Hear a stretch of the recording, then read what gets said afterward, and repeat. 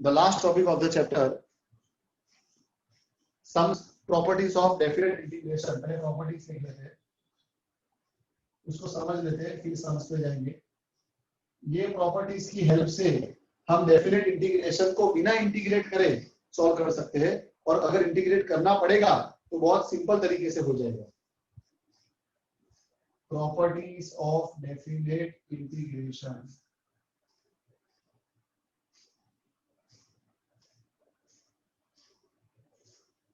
First, ये P0 P1 ये सब ऐसी प्रॉपर्टी का P लिखा है। ओके, अपने को कुछ अपने को खाली सिंपल रिजल्ट लिखते जाने हैं। Integration from a to b f of x dx is equal to integration from a to b f of t dt। ये क्या बता रहा है? इस प्रॉपर्टी से क्या पता चलता है? लास्ट टाइम मैंने बोला था डेफिनेट इंटीग्रेशन वेरिएबल बदलना is independent of variable। yes or no? Integration तुम विद रिस्पेक्ट टू x करोगे या विद रिस्पेक्ट टू t करोगे, ओके, आंसर तो दोनों में सेम ही आएगा। yes or no? समझाओ ये प्रॉपर्टी। लास्ट टाइम मैंने साइन का एग्जांपल लेके समझाया था, बताओ वापस। Integration to pi by 2 sin x dx करो, या integration from 0 to pi by 2 sin t dt करो। साइन का इंटीग्रेशन होता है minus cos pi by 2 and 0, upper limit minus cos pi by 2 यानी कि 0, minus minus plus cos 0 will be 1। इधर भी क्या आएगा? माइनस cos t आएगा पाई बाय 2 एंड 0। पहले पाई बाय 2 तो minus cos pi by 2 is 0, 0 जाके माइनस का लगा हुआ है 0, माइनस लोअर लिमिट और आगे ऑलरेडी माइनस है तो प्लस cos 0 1। ओके, तो definite integration is independent of variable, चाहे वेरिएबल x हो या t हो, उससे कुछ फर्क नहीं पड़ता।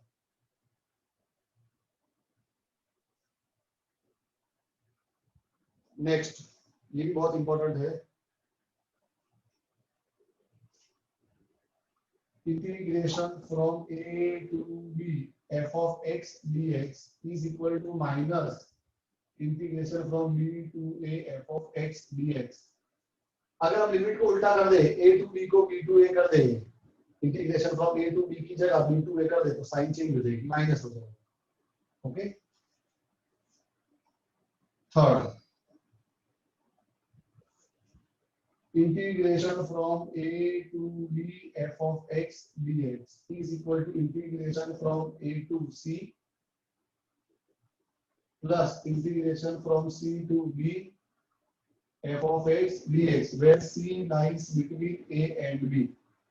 ओके, इसको बोलते हैं स्प्लिटिंग द इंटीग्रेशन। हमने इंटीग्रेशन को स्प्लिट किया। मान लो हमें इंटीग्रेशन 1 से लेके 3 तक करने को बोला था, तो हमने पहले इंटीग्रेशन 1 से 2 किया और फिर हमने इंटीग्रेशन 2 से 3 किया। ओके, 1 से 3 डायरेक्ट नहीं किया, 1 से 2 गए, 2 से 3 गए, तो बात तो वही है। ओके, वैसा ही a से b बोला था, पहले हम a से c गए, फिर c से b गए, और c कहां पर है? a और b के बीच में। जैसे 2 कहां पर था? 1 और 3 के बीच में। Understood? Yes sir. Next, number 4, integration from a to b f of x dx equal to integration from a to b f of a plus b minus x dx। Very important, ये वाली formula बहुत use करने वाले हैं। Integration from a to b f x dx करो, या integration from a to b x को replace कर दो, किससे? Lower limit plus upper limit minus x से। x की जगह क्या लिख दिया हमने? Lower limit plus upper limit minus x। ये दोनों सिचुएशन में इंटीग्रेशन सेम रहेगा। ओके, ये थ्योरम है, ये प्रॉपर्टी है, तुमको याद रखनी है। इसको डिराइव कर सकते हैं, और डिराइव करने के तो बीएससी कर लेना 12th के बाद, तो सब पता चल जाएगा। ओके, नंबर 5, अब ये भी बहुत इंपॉर्टेंट है, 4 के ऊपर से 5 आएंगे। Integration from 0 to a f of x dx equal to integration from 0 to a f of a minus x d x. यही प्रॉपर्टी A4 वाली फाई होगी, a की जगह 0 हो गया, b की जगह a हो गया। तो रूल क्या है, lower limit plus upper limit minus x, lower limit 0 plus upper limit a minus x, तो 0 plus a will be a minus x. Any doubt? No sir. No sir. No sir. आपकी property है, बहुत जगह हम use करने वाले हैं इसको, दोनों प्रॉपर्टीज को, तो याद रखना। Next number 6, integration from minus a two plus a f of x dx is equal to twice integration from 0 to a f of x dx। कब ऐसा होगा, when f of x is even and it is equal to 0। ऐसा कब होगा, when f of x is odd। Even और odd check करने आता है कि नहीं आता है? आता है सर। कौन से फंक्शन को? देखो ये इवन और ऑड वाली प्रॉपर्टी मैंने तो कब लगानी है वो बहुत ध्यान से समझो, जब लिमिट नेगेटिव टू पॉजिटिव हो, वैल्यू सेम हो, -2 टू +2, -3 टू +3, -1 टू +1, ऐसा हो, -2 टू 5 तो नहीं रखा सकते, -2 से +2 ही होना चाहिए। देखो -a टू +a, ओके। तो क्या होगा, twice 0 to a fx dx जब फंक्शन इवन होगा, और 0 जब फंक्शन ऑड होगा। ऑड में वो आता है 0 0 और इवन के लिए 2 आएगा, ट्वाइस 0 to a। ऐसा क्यों हुआ इसको समझते हैं, पर ये बताओ पहले, how to check whether given function is odd और इवन? कैसे चेक करोगे कि फंक्शन ऑड है कि इवन है? जगह माइनस एक्स रखने का अगर answer x f of x आ जा रहा है तो इवन है, और अगर माइनस एफ ऑफ एक्स आ रहा है तो ऑड है। x की जगह -x रखने का, और ये कंडीशन है, ये हमने 11 से पढ़ लिया है, और अब जरूरत पड़ी है तो एक बार वापस देख लेते हैं। If f of -x is equal to fx,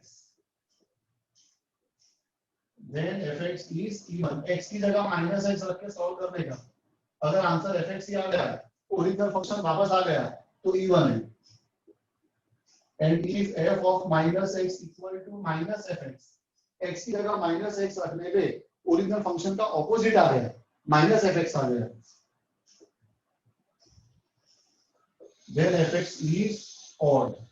अब odd पे क्यों 0 होता है और even पे क्यों 2 होता है, इसको समझने के लिए मुझे ये बताओ। मैं एक सिंपल एग्जांपल लेता हूँ हर साल ये चीज को समझाने के लिए, साइन और कॉस का एग्जांपल लेता हूँ। सबको पता है कि sine is odd function and cos is even function. क्यों? Because cos of -x is equal to cos x, f of -x equal to fx। तो ये कैसा हो गया, इवन हो गया। and sin of -x is equal to -sin x, f of -x equal to -fx। तो क्या हो गया, ऑड हो गया। यस और no? Yes sir. Yes sir. Okay, तो अब देखो, अब अगर मैं cos का ग्राफ ड्रॉ करता हूं, पहले भी इवन लेते हैं। अगर मैं cos का ग्राफ ड्रॉ करता हूं, cos का ग्राफ तो सबको पता ही है, ऐसा आता है ना, 0 π/2, इधर आएगा -π/2। यस और नो? ये cos का ग्राफ ऐसा ही है ना, +1 नीचे होता है -1, आगे ना बोलो कम से कम। Yes sir. Yes sir. Sine का ग्राफ ऐसा होता है, 0 π/2 π, इधर आएगा -π/2। तो एक सिंपल -a2 + a लिखना है, ये cos है, ये sin है। जस्ट अ मिनट,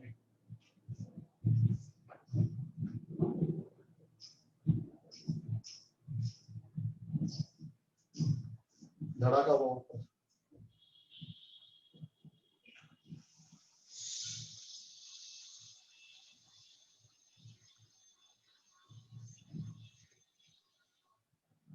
चलो आगे बढ़ते हैं अपने। तो कितना टाइम बाकी है? बहुत टाइम है। देखो -a2 + a, मतलब यहाँ देखो -π/2 से +π/2 में कितना पार्ट कवर हो रहा है, ये वाला कवर हो रहा है ना। कॉस में देखो -5/2 से +5/2 में इतना एरिया कवर हो रहा है कि नहीं हो रहा है। Yes sir. और ये दोनों पार्ट कैसे होंगे, सिमेट्रिक होंगे कि नहीं होंगे।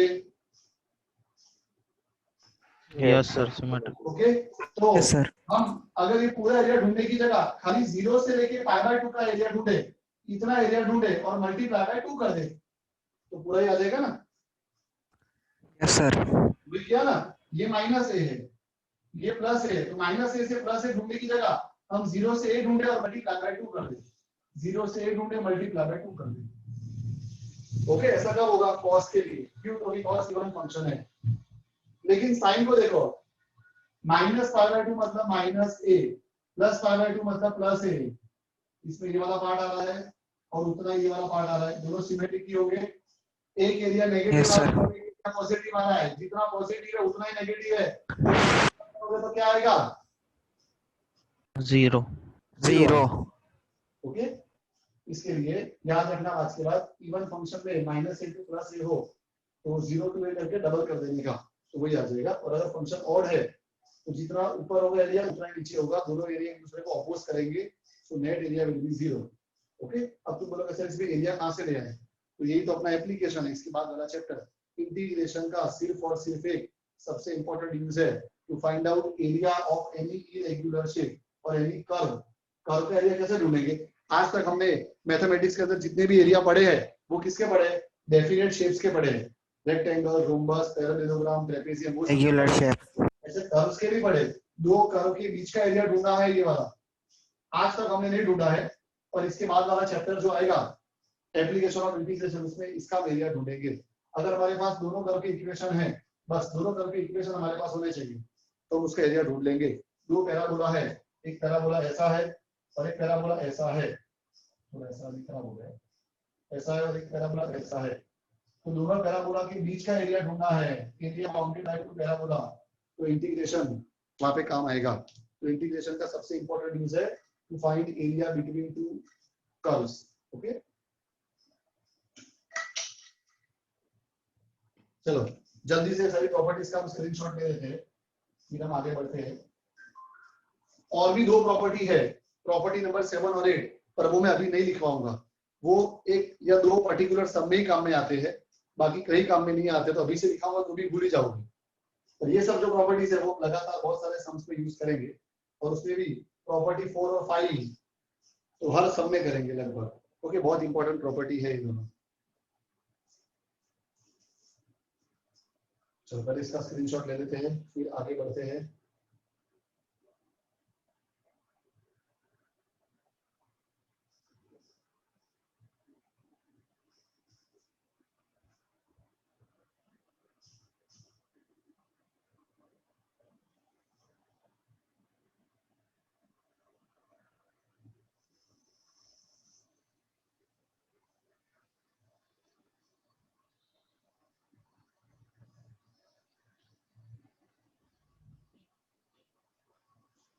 So let us start now. Exercise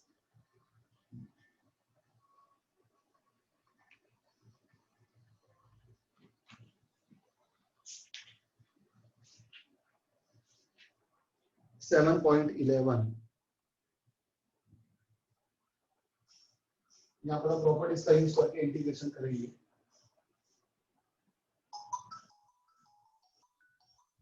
hello,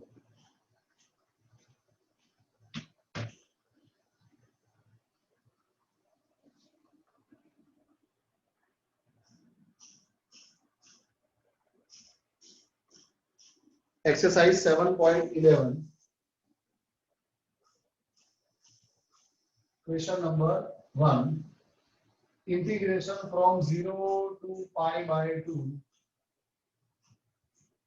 cos square x dx। देखो एग्जाम में अगर ये सम आया तो फिर सिंपल तरीके से इसका इंटीग्रेशन कर ही सकते हैं ना, प्रॉपर्टी लगाने की क्या जरूरत है।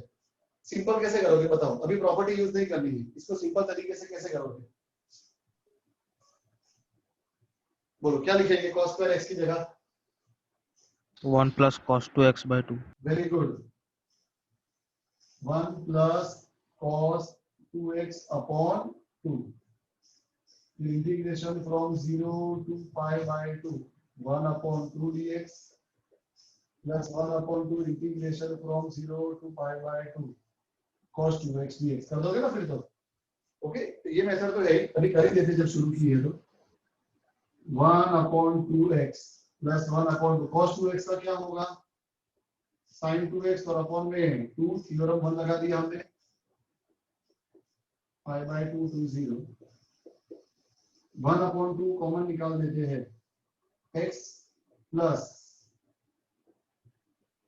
sin 2x upon 2 pi by 2 to 0 अब अपर लिमिट माइनस लोअर लिमिट से सम करते हैं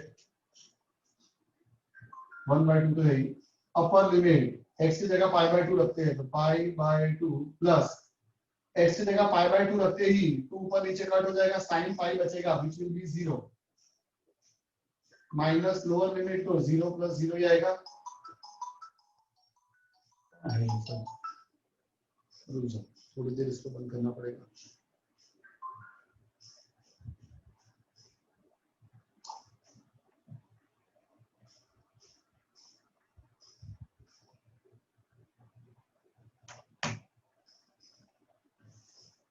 इट इज इक्वल टू क्या आएगा बोलो आंसर बोलो जल्दी 5/4 5/4 आ जाएगा अब हम प्रॉपर्टी के साथ करते हैं ये सबको देखो प्रॉपर्टी के साथ कैसे करना है सबसे पहला step let I equal to question पहला step let I equal to question integration from 0 to pi by 2 cos square x dx और उसको रिजल्ट 1 बोल देने का let I equal to question result 1 बोल इसमें कोई डाउट स्टेप्स में लिख ही देता हूं यहाँ पे देखो प्रॉपर्टी से जब करोगे ना तो ये स्टेप याद रखना पहला step let I equal to question second step let I equal to property वो a से b वाली कौन से नंबर की प्रॉपर्टी थी जो हमने लिखी थी रुक जाओ एक मिनट प्रॉपर्टी 4 एंड 5 आज जो मैंने लिखा है प्रॉपर्टी 4 और प्रॉपर्टी 5 यूज करना जो अपने ने लिखी है वो टेक्स्ट बुक वाली मत देखना third step adding step 1 and 2 okay ये तीन स्टेप बहुत इंपॉर्टेंट है प्रॉपर्टी का यूज करके अगर डेफिनेट इंटीग्रेशन कर रहे हो तो ये तीन स्टेप करोगे तो बिना इंटीग्रेशन करे इंटीग्रेशन हो जाएगा देखो कैसे i equal to question now second step i equal to property therefore i equal to integration from 0 to pi by 2 cos square x की जगह क्या लिख देने का 0 टू a हो तो a minus x यस और नो ऐसा क्यों लिखा हमने उसका रीजन लिखने का because integration from 0 to a f of x dx equal to integration from 0 to a f of a minus x dx clear सबको Yes, sir. yes 0 to pi by 2 cos square pi by 2 minus x क्या होगा sin square x होगा result number 2 step 2 भी complete अब step 3 क्या करने का adding 1 and 2 adding 1 and 2 i plus i क्या होगा 2i लिमिट तो दोनों की सेम ही है एक ही बार लिख देगा 0 टू pi by 2 अंदर क्या आएगा cos square x plus sin square x dx therefore 2i equal to integration from 0 to pi by 2 of 1 dx cos square plus sin square क्या होगा 1 होगा मैंने बोला था अगर प्रॉपर्टी अप्लाई करोगे तो क्या होगा या तो बिना इंटीग्रेशन करे आंसर आ जाएगा और इंटीग्रेशन करना पड़ेगा तो इतना सिंपल होगा कि इंटीग्रेशन करने को भी अपने को शर्म आएगी आ रही है शर्म नहीं आ रही इसको नहीं आ रही उसको बेशर्म हो इंटीग्रेशन ऑफ 1 क्या होगा x होगा upper limit and lower limit okay therefore 2i equal to क्या आएगा pi by 2 minus 0 therefore 2i equal to what pi by 2 and therefore I equal to pi by 4। I मतलब क्या था, अपना main equation तो था पाई by 4। Sir sir हाँ बोलो। अगर क्वेश्चन में प्रॉपर्टीज का ना बोला हो तो अपने इस तरह से करे तो चले? चलेगा बेटा, चले। प्रॉपर्टीज कभी बोला ही नहीं होता है एग्जाम में, इंटीग्रेशन ही करते हैं, इंटीग्रेट करा करने को बोला होगा, तुमको जो मेथड करनी है वो कर सकते हो।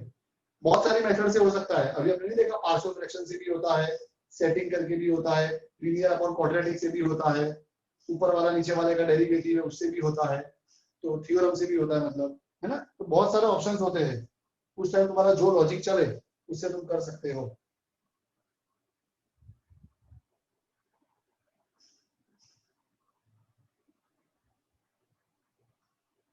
अभी तक का रिकॉर्ड है पुराने सिलेबस का और न्यू सिलेबस का, कभी भी ऐसा नहीं बोला है स्पेशली कि इंटीग्रेट विद प्रॉपर्टी या विदाउट प्रॉपर्टी, ऐसा कभी नहीं पूछा है और ना कभी पूछेगी। हमें सिर्फ ये चैप्टर के अंदर इंटीग्रेशन में इंटीग्रेशन किन तरह से कर सकते हैं वो सब बताया जा रहा है। फिर तुमको जो रास्ते से इंटीग्रेशन करना हो तुम एग्जाम में करो, इंटीग्रेशन सही करने का बस रास्ता तुम्हारा सही होना चाहिए। ओके,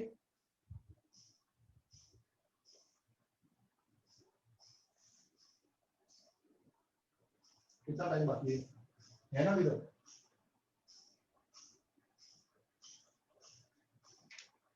होके चले गए? है sir. Integration from 0 to pi by 2 under root of sine x upon under root of sine x plus under root of cos x. चलो ध्यान यहाँ पे, पहले देख लो कितना टाइम बाकी है, फिर एक ही बार करें, है टाइम भी। और ये बहुत स्टैंडर्ड पैटर्न का सम है, ध्यान याद रखो।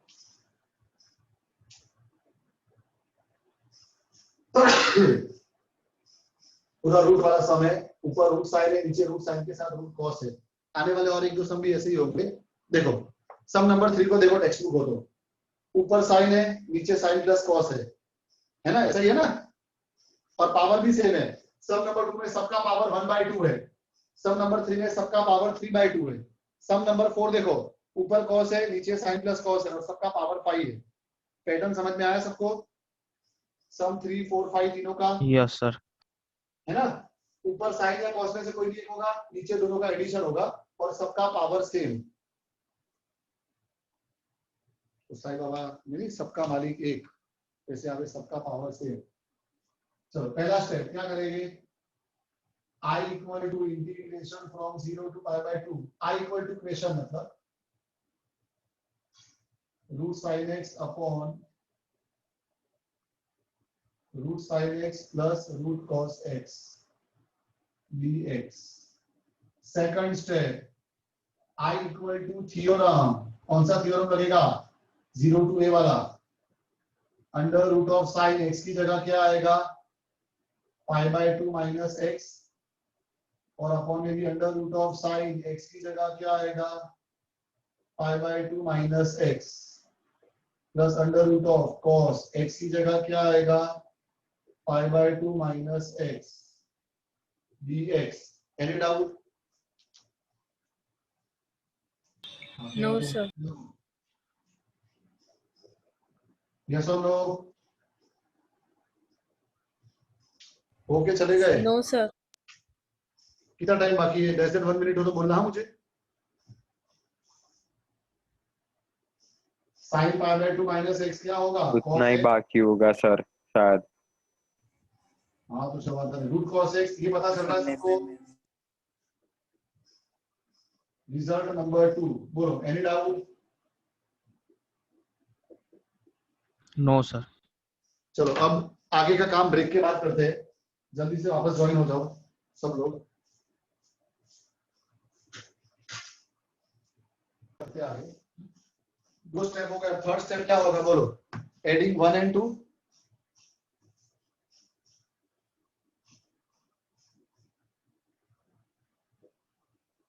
एडिंग 1 and 2, तो i प्लस आई क्या हो जाएगा, 2i।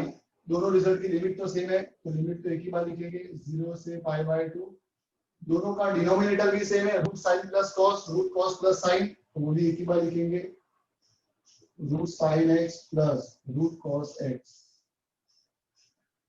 और दोनों का न्यूमरेटर ऐड हो जाएगा root sine plus root cos.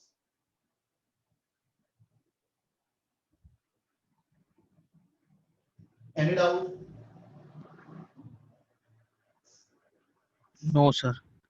Integration from 0 to pi by 2 1 dx, therefore 2I equal to integration of 1 होगा x,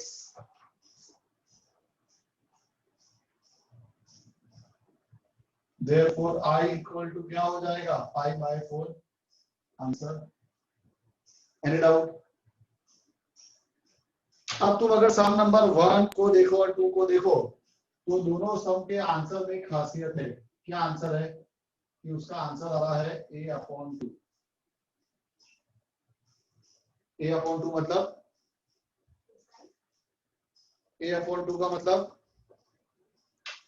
Upper first limit option upon में 2. ये क्या है बोलो, 0 टू a लिखते हैं ना, a कितना है पाई बाय 2 है, लिमिट देखो लिमिट, ये मतलब मैं लिमिट बोल रहा हूँ, जरा यहाँ लिख दो a लिखो, चलो ऐसे इंटीग्रेशन फ्रॉम 0 टू a, तो पाई बाय 2 और डिवाइड बाय 2, पाई बाय 4 आया था, फर्स्ट का आंसर भी, सेकंड का आंसर भी वही आया है, थर्ड का भी वही आएगा, पाई बाय 4 ही आएगा, फोर्थ का भी पाई बाय 4 आएगा, जितने ऊंचे नीचे होना है हो जाना। अंडरस्टूड? Yes, sir. सम नंबर 3 और 4 will be your homework, try yourself, 3 और 4 अपने आप कर लेना।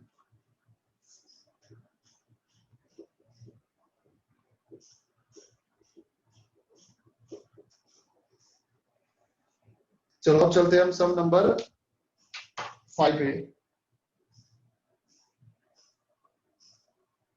एक मिनट इसका स्क्रीनशॉट लिया कि नहीं लिया?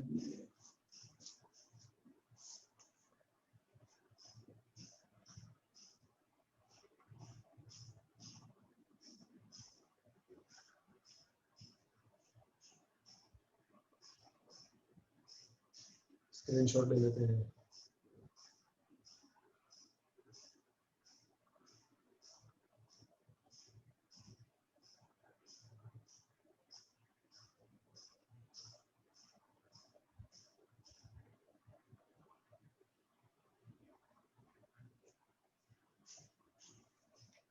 Now next question, question number 5.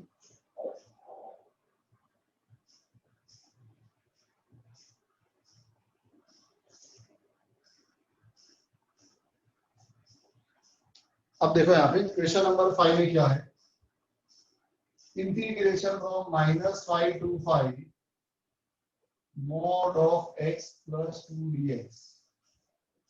अब ये मॉड वाले फंक्शंस कैसे करोगे, ये बहुत ध्यान से देखो। एक बात समझ लो, मैं कब से बोलते आया हूँ, 11 से लगभग मैंने बहुत बार बोल भी दिया होगा तुमको कि जब तक मॉड्यूलस फंक्शन होगा तब तक उसका कैलकुलस ही नहीं होगा। कैलकुलस मतलब ना उसकी लिमिट निकलेगी, ना उसका डिफरेंशिएशन होगा, ना उसका इंटीग्रेशन होगा। कोई भी मॉड फंक्शन हो तो उसका डायरेक्ट लिमिट नहीं निकल सकती, डायरेक्ट उसका डिफरेंशिएशन नहीं हो सकता। बोलो x का तो डिफरेंशिएशन सबको पता है 1 होता है, और mod x का mod 1 थोड़ी होगा, या खाली 1 थोड़ी होगा। ओके, तो कैलकुलस करने के लिए मतलब लिमिट, डिफरेंशिएशन या इंटीग्रेशन, ये तीनों में से जो भी करना हो वो करने के लिए मोड को हटाना पड़ेगा। जब तक मोड नहीं हटेगा तब तक हम इसके अंदर कुछ नहीं कर सकते। तो देखो मोड कैसे हटेगा, ध्यान यहाँ पे मोड की प्रॉपर्टी यूज करने की, mod of x equal to x और x greater equal to 0 and minus x for x smaller than 0। क्यों 0 से कंपेयर करते हैं, क्योंकि यहाँ पे x के जीरोस क्या होते थे, 0 है ना, यहाँ पर 0 क्या हो गए बोलो, x प्लस 2 इक्वल टू 0, तो जीरोस क्या आएगा, x इक्वल टू -2। ओके, तो therefore mod of x plus 2 का आंसर प्लस x प्लस 2 आएगा। कब, when x is greater equal to -2, और इसका आंसर माइनस x प्लस 2 आएगा। कब, when x is smaller than -2। बोलो इसमें कोई डाउट हो तो बोलो, एनी डाउट? No, sir. तो अब हम ये No, sir. इंटीग्रेशन कर देंगे।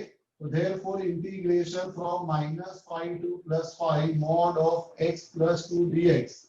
Okay, अब लेस देन -2 बोले मतलब क्या हुआ, -5 से लेके -2 तक फंक्शन कैसा होगा, negative, -x plus 2 dx plus -2 से लेकर कहां तक, ग्रेटर इक्वल टू -2 है ना, मतलब 5 तक, -2 से लेके 5 तक कैसा होगा, +x plus 2 dx and out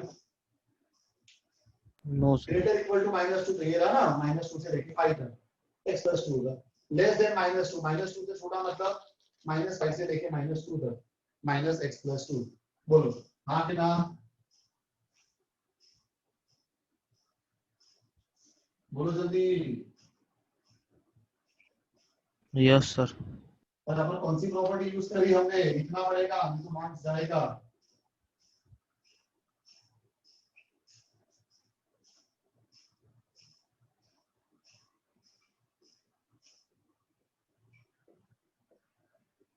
integration from a to b को हम a to c plus c to b कर सकते हैं।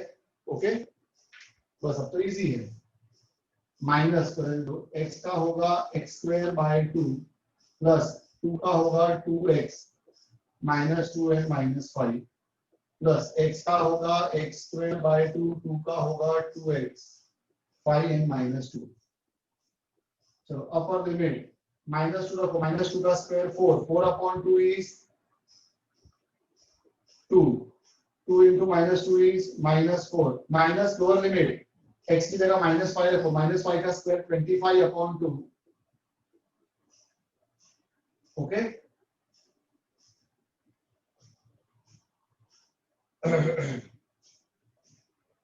2 into -5 -10 प्लस, जब x की जगह 5 रखोगे तो क्या आएगा, 25/2 plus 10 minus lower limit x की जगह -2 रखोगे, -2 का square 4, 4 upon 2 is 2, 2 into -2 is -4। Okay, this is equal to -2, 2 10s are 20, 25 minus 20, 5/2, -5/2 plus 25 plus 10, 20, 45/2 minus -2 यानी +2, it is equal to 2 plus 5/2 plus 45/2 plus 2, 2 plus 2 4, 45 plus 5 50 upon 2 25। So what is the answer, 29 and it out। No, sir. आगे ना तो बोलो,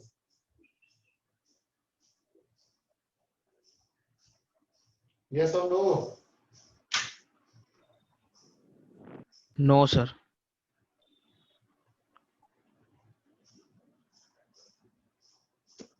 कोई समझ में आया कि नहीं आया तो बोलो, ये भी समझ आ रहे। गया सर, आ गया। Yes, sir. यस सर, आ गया।